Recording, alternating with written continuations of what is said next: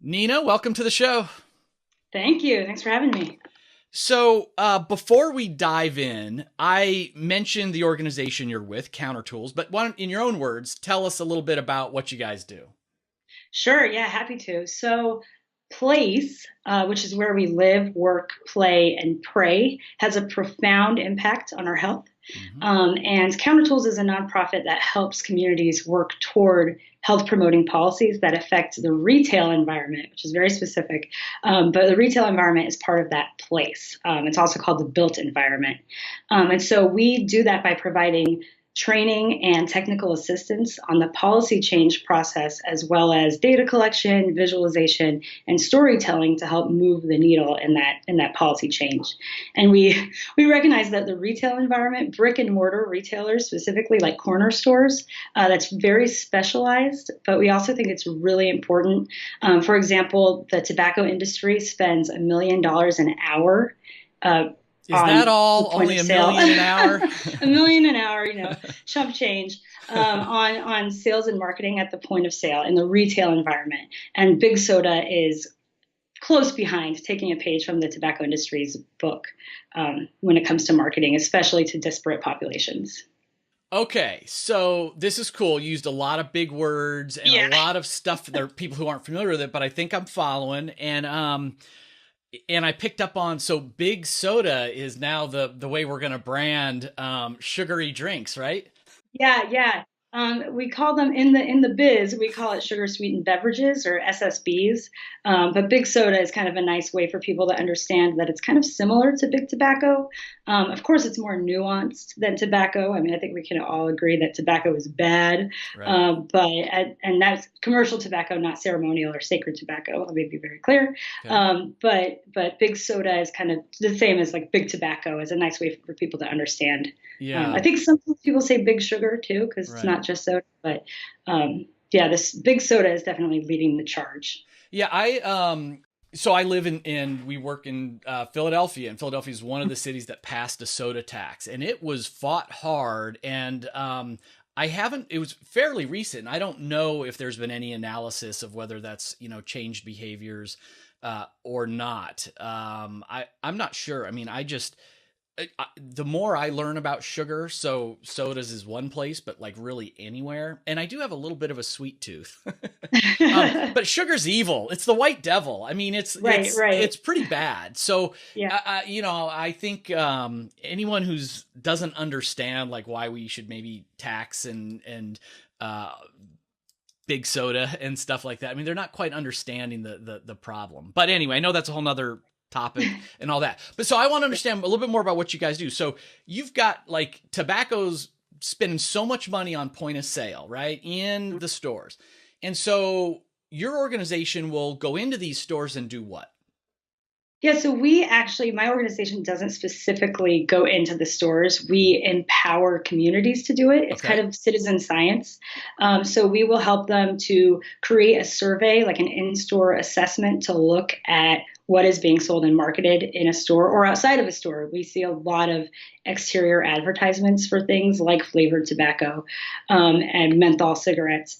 And so we'll and have them go out into a store, collect the data on what's going on. Sometimes with one of our software tools that we have, that's a data collection tool, and so that they can see what's going on in the store at a micro level, and then also on a macro level in terms of their neighborhood. We can map their retailers to see where they are in relation to each other, in relation to schools and parks, Mm. to kind of get at or the differences in zip code and median household income, for example. Hmm. We see all over the country stores clustered in low income areas and high minority areas, Hmm. and hardly any retailers in more affluent areas.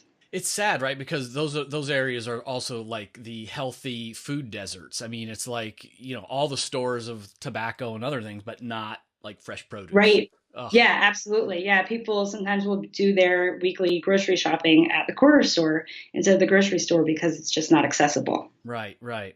Okay, so before we dive in Yeah. to leadership users manual and all that stuff, I often ask our guests a simple first question, which is tell me about a time when you failed at something, because I think failures are stepping stones. I always say, it's corny, I know, but I say there's no win or lose, it's win or learn. So Right. give me one of your best failures and what did you learn from it? Oh man. So I feel like I probably fail a few times every day, and it takes a long time to surface as a failure. But I'll pick a specific one that happened pretty recently. All right. So what part of my work manifesto is don't be a dick. Am I allowed to say that on this show? I guess we are now. Sure. So don't be a dick. And so I try to live by that in work and in life. Just to, be kind and be a nice person and give folks the benefit of the doubt. And so a few months ago, I got an email that was forwarded to me. So I was not the original or intended recipient of this email. But the original sender and writer of the email was sharing some bad news, business related bad news, in what I thought was a very cavalier way that I thought was kind of unprofessional and disrespectful to the situation. So I responded to the original sender and basically tore apart their communication style and their professionalism. And after sending it, my blood was boiling. And after I sent it, I realized I was not the intended recipient of this email. And had they maybe been breaking the news to me, I hope they would have done it in a different way. But I violated whatever kind of communication pact was going on between the original sender and the original recipient. And I was upset with myself for being a dick when it came to getting that email. And I learned to, even when your blood is boiling, reacting, whether it's email or not, just being kind first and also giving them the benefit of the doubt for as long as you can. Yeah, it's a good one to share. And probably any of us, that are listening to this story could relate in some way. And I think I've gotten a lot better at it as I've gotten a little older, but I used to react when I out of emotion, anger or whatever it is, stress, quickly. I've gotten a little bit better about like taking that breath or taking the 24 hours and then trying to get into my better Zen self. And it's like, I would be them if the situations were different. And how can I respond with compassion? But man, I used to just like react, just move fast and react. And I've accidentally sent some emails to people I didn't intend, and it's a tricky situation. So thanks for sharing that story. Yeah. Oh, I should say I did apologize in person, not over email. Oh, very nice. Yeah. And it was fine, but I certainly learned a lot. Good. Okay. So, wow, Nina, you're a different kind of guest because usually, we have on like an author, but you're not here to talk about a new book, or sometimes it's, usually when I'll be honest, like if I get CEOs and organizational heads on the show, often they're trying to promote something, like they've got some other agenda. And, or they're like a friend of mine, I'm doing a favor. And this is the first time we've met, right? And we found each other on LinkedIn when you tagged me in a post about you creating your own leadership users manual. So welcome to the show. It's kind of cool. And it's, not often that I get to meet people who, read my work or we connect like that. So it's kind of neat. Welcome, as a first timer. Well, thank you. Yeah, I know. You just had a Daniel Pink interview on, what was that, today? Something we did a rebroadcast kind of thing. Yeah. Yeah. And I was like, oh my gosh, I'm on the same podcast as Daniel Pink. This is amazing. Daniel Pink. We've had Captain Sully Sullenberger, the guy who landed the plane in the river, and all these guys. And, in a couple of months, someone's going to come on and be like, this is the same show that Nina was on. Come on. That's now. Right. It's my big break. This is your big break. So take me back. Like, how did you decide you were going to do your own leadership users manual, leaders users manual? And I guess for our listeners who maybe didn't follow that little piece of work that I did and then that you did, what is a leader's manual? Like, just take us to the beginning. Sure. So Leaders Users Manual is kind of a one-pager, kind of like if you think about like your coffee pot, the basics that you need to be able to use it, warnings and how to turn it on and turn it off. Maybe that's not the right thing for business. That's a different user's manual. That's different. But things to be aware of, and just how to how to work with this person, and especially in the case of a leader's user's manual, how to work with this leader, this person that you maybe have to answer to. And so you posted one on Forbes.com, I think. Right. And I was actually in the midst of working on a leadership philosophy that I was working with an executive coach who assigned this leadership philosophy to me as work, because I'm a pretty new executive director. I've only been doing this for about a year, and so I was working with her, and I was really struggling with this leadership philosophy, and I did all of the prompts that are supposed to get you ready to write it, and I did them. I felt great, and then it's like, now write it, and I just couldn't. I couldn't put my answers to the prompts into philosophy form. And then I came across your article, and I was like, oh, that I can do. I can do a user's manual. But this philosophy thing, it was maybe just a little too pedantic. I'm not sure. So I took some of your aspects of yours, and like warnings and different personality tests, my results to different personality tests, and a couple other things that I had been working on, like my leadership values. I used flashcards for those with the executive coach, and then I added my work manifesto to it, along with I think maybe you had this one too, work cadence, right. where it includes that I'm most productive in the mornings, so please do not disturb, and if you want something done, give me a deadline, things like that. That's awesome. So now this is really getting into the weeds of it, but like for my own, like I'm no graphic designer. And so I just decided like, I think I used PowerPoint, and then I just could import little like pictures of my 360 graph, or I could create text boxes. And I'm looking at a copy of mine, and it's like pretty ugly, but like it's more than just a letter or a bulleted list. How did you physically create yours? Like, what did you do? I used Canva. Yeah. But tell people who aren't familiar with Canva. I don't know if I'll be able to do them. Is it Canva.com, and it's an app, Canva.com, like Canvas without the S. Right. And you can create nice images, like for Instagram. If you're doing like some kind of Instagram promotion, you can create that, banners. They have all the correct dimensions for. So it's like templates. You tell them what you're going to create, and they give you a template, and makes it really easy to move things around and make it pretty. Exactly. Yeah, they have really great fonts, a great font collection, and icons, graphics, things. Cool. You can also upload your own, but they just have a lot going on. Really, really great color schemes, things like that. So you fire up Canva and start. So I picked a resume template. I went through a bunch trying to find the right thing. They don't, believe it or not, they don't have a user manual template. So I found a resume one because I really liked the color scheme and the boxes. It was, I think, geared toward like a creative type, like getting it at a, sending this to like a financial management firm or something would probably not work. Right. But it, has really pretty borders and boxes and things like that. And I just thought that was really nice. So I kind of repurposed pieces of it and made it my user manual instead of a resume. And you mentioned, so one aspect was like the personality assessments that you did. So which ones did you do, if you remember? Yeah, so I have my copy here too. So I did Myers-Briggs, because that's one that I actually remember what type I am. And anytime that I've worked with someone who's really into Myers-Briggs, they can always tell which one I am. So which one are you? I am an ENFP. ENFP. I'm writing it down. I'm not really familiar with all the MBTI types, but I kind of get the gist. We all know the E versus I, at least, the first letter. Exactly. Yeah. And so most folks who know it pretty well and know me, they can figure it out pretty easily. So I felt like that I'd lead with that because it's pretty commonly accepted. And I think it's right. I think it's accurate for me.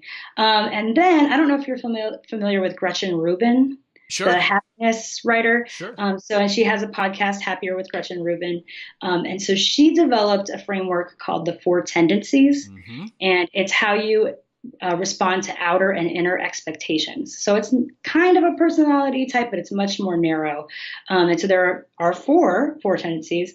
It's a questioner, upholder, obliger, and rebel. And they are all different kind of extremes of how you respond to outer and inner expectations. And I am a questioner, which means that I respond to inner expectations pretty much no problem. Outer expectations are much more difficult for me. I have a problem with authority. But that doesn't make you a rebel? Because I would have just said doesn't. rebel. No, because rebels have trouble responding to inner expectations too. Oh. So questioners, if I can justify it and if I make it an inner expectation, then I can do it. Got it. And so sometimes it takes a little while to get there, but a lot. So if I'm giving if I'm given a direction, I want to know why. Right. And I want to make sure that it's efficient and not arbitrary. Right. And I think, I don't know, but it doesn't Gretchen Rubin offer that for free from her website? Yeah, she does. Okay, yeah. Cool. So listeners can go, it's the 4 tendencies. So that's another like free one. I think you can find, I don't know the quality, but you can find free kind of equivalent MBTIs if people out there don't want to pony up the whatever it is, for the official MBTI. It's the 16 type personality. So that's good. What else? I did the Enneagram test, which I took I think maybe about a year ago. And I don't know much about it, but I really liked the write-up when I got my result, which is type 7, also known as the enthusiast, which I thought was nice. So I really liked that result. And I picked personality tests that I felt like would say something about me and would say different things about me. But that were all not true. Just to you, right? Because like you're creating this for people to figure out how best to work with you and all that, right? Yes, exactly. Yeah. And then the last one I did was my Hogwarts house from Harry Potter, which I'm a new Harry Potter fan. I didn't read them until adulthood, last year, in fact. Wow. I read them all. And now I'm like this super fan. Total Hogwarts nerd. Come on. Yeah, exactly. So I had to add it. And I'm in the Ravenclaw house. So I thought that just presented a little bit extra, just like one last little push about my personality. Now, I'm new to this. Do you just pick like I'm going to be Ravensclaw, or is there somewhere to go to actually answer? There's somewhere to go. There's also a free test, or you could take the test. Now, Nina, my podcast producer, my team member Katrina, so she's going to listen to this really closely and edit. She's super into Hogwarts, so much so that there's like this big annual festival in Philadelphia where like thousands of people dress up and go, and she goes. So expect a personal invitation from Katrina to dress up for as what was your house? You just said Ravenclaw. Oh, Ravenclaw. So then look for that to be coming soon. Okay, great. Can't wait. So that's fun, right? So that's a thing that's not like the official MBTI that you did, that you included. And right off the bat, I mean, just the fact that you would include that in a user's manual says something to people about your personality. Exactly. It's a nice conversation starter for all the other Harry Potter fans out there. I mean, that's kind of a cool thing. Yeah. Even regardless of what house I'm in, just the fact that I added, a Harry Potter reference. Yeah. And now, and I hadn't thought about this for my own, like I'm looking at my own and it's like all business and boring. And that's kind of how I probably am most of the time. And as I think about, updating in a year this user's manual and guide others in how to do it, I mean, maybe there should be like just a personal like interests and hobbies. Like I like the way you kind of worked it into part of your personality, but even if people knew that like among I don't have a whole lot of time for outside interests, but like I love the Sixers, basketball, NBA. I'm a foodie, I like eating all this stuff, but like just little tidbits, especially if you have new hires and people don't know you at all, it just might provide some bonding elements, I guess. Yeah, that's a great idea. So that was the personality stuff. And have you ever done, you're working with your coach, have you ever done like a 360 survey or anything like that where you're getting data from others? No, I would like that though. Yeah. Because when I was working on the warnings section, I was like, ooh, like I don't really know. I don't have enough data to say what my warnings are. I have some guesses, but no one has said, outright like, "Ooh, like this should be your warning." So, Yeah. And that's what I find is I think most of us, it just depends on what level of self-awareness we have, right? And a lot of us right. don't have very good self-awareness. So having some outside component that comes from either a former like performance review or a 360 or something, I did get a lot of notes back from people saying like they love the leadership users manual, but their boss will never do it, or it's too crazy to actually share your like appraisal Oh, results and all that. But I mean, I think that's the power of it is let's just be out there like, hey, nobody's perfect. We're all working on right. things, and here's the things I'm Yeah. working on. Right. Yeah. Yeah. I think that's a great idea. And I can't wait for version 3 point whatever. Right. Right. So when I have that kind of data. So have you gotten, and then you took that extra step of like talking about this online Mhm. and, sharing it with people. Like what's been the reaction so far? The reaction has been incredibly positive. Good. Lots of like, everybody needs one of these, like Yeah. not just leaders, which I think Right. is great.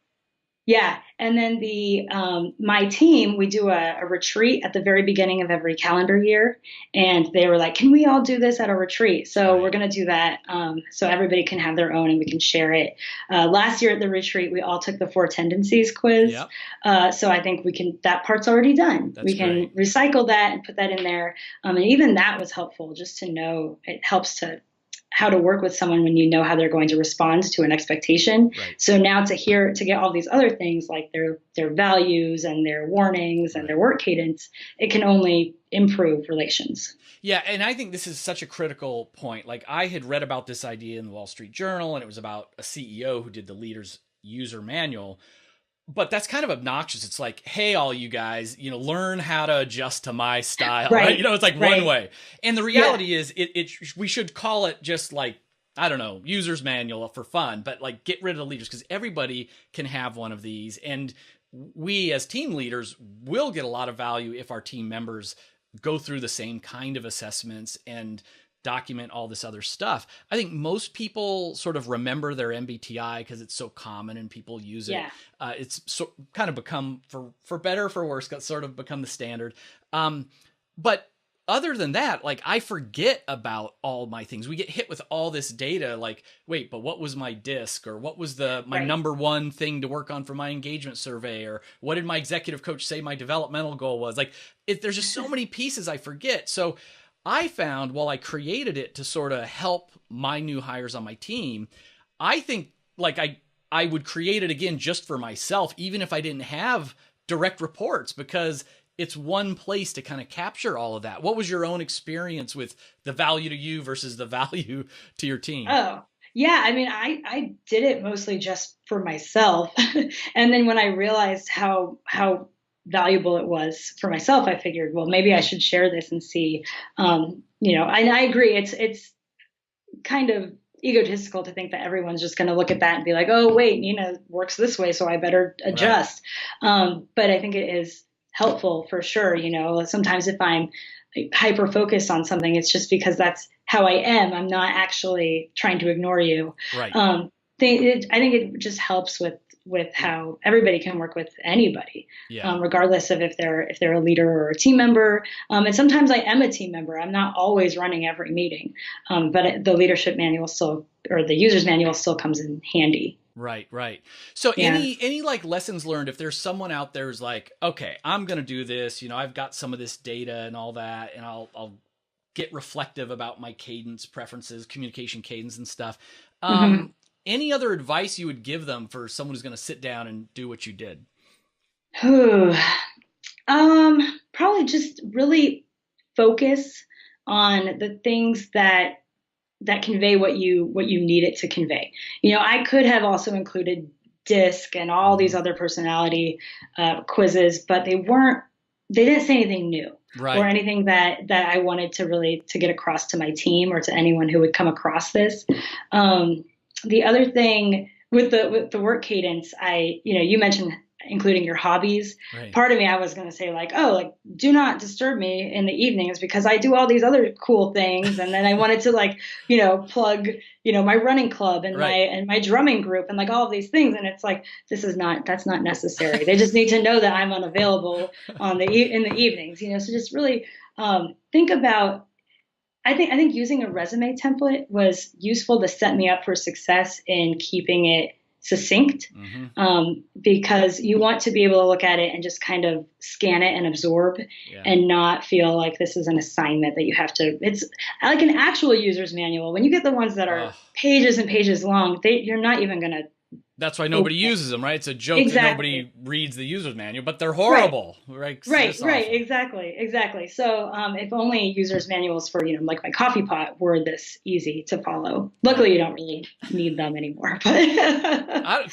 But everything's getting connected to the internet. Everything. true. Amazon just released a voice-enabled microwave. Like, I don't know, we might be needing user Wow. manuals for our regular appliance, like, simpler ones. But Yeah. anyway, so are you open to having listeners reach out to you, maybe on LinkedIn or something, if they want advice or they want to see a copy of what you've done? Yeah, yeah, of course. So how do Yeah. we find you on LinkedIn or elsewhere, whatever you want to share? So I initially published this on my blog, which is ninabaltierra.wordpress.com. So my first and last name.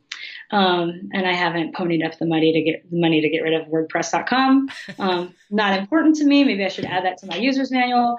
And I'm on LinkedIn, but I think starting with my blog is probably the easiest. That sounds good. And we'll put the link in the notes to the show and any other articles and social media and stuff that we're putting out there. Nina, this was really awesome. Again, you weren't here to sell a book or to sell like your company or any of that stuff. You just wanted to help others with your story. So thanks for Yeah, coming on to the LEADx show. yeah. Thanks for having me. This is great.